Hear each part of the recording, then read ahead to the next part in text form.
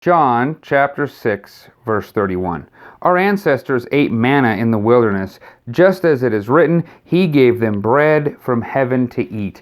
This is a continuation of this statement that the people are making to Jesus. They're saying, what sign are you going to give us, Jesus, that you're the Messiah, that you're the one we've been waiting for? We're looking for some kind of sign. They believe that maybe there'd be some connection like to Moses or something like that, and then they go ahead and remind Jesus. Remember how Moses fed all the people manna, food from heaven that just seemed to come out of nowhere? And then they're citing back to Exodus 16 and I think Psalm 78. And you go, wait, I just read how Jesus just fed all these 5,000 people. And he said he's the bread of life, and he's the manna from heaven, and he's what we should feast on. And they're just totally missing it.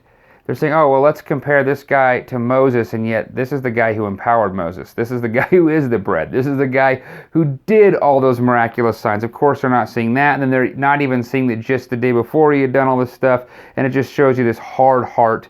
It just makes you think they're just throwing these answers out so they can almost mock Jesus. Like, they're just not even going to listen.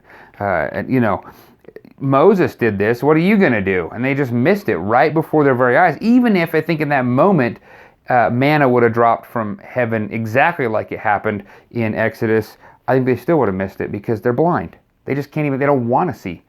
And they're not seeing that Jesus is the Messiah. He's standing right before them. He's calling them. He's showing them. And they don't want anything to do with it. Minus a few that will continue to follow him. The conversation's going to get even more difficult as they talk about what it means to follow Jesus. And most of these people, they're just going to walk away, just like the people did with Moses in the wilderness. And let's just go back to Egypt. Oh, let's just not follow God. Let's rebel. You just see the same patterns over and over again.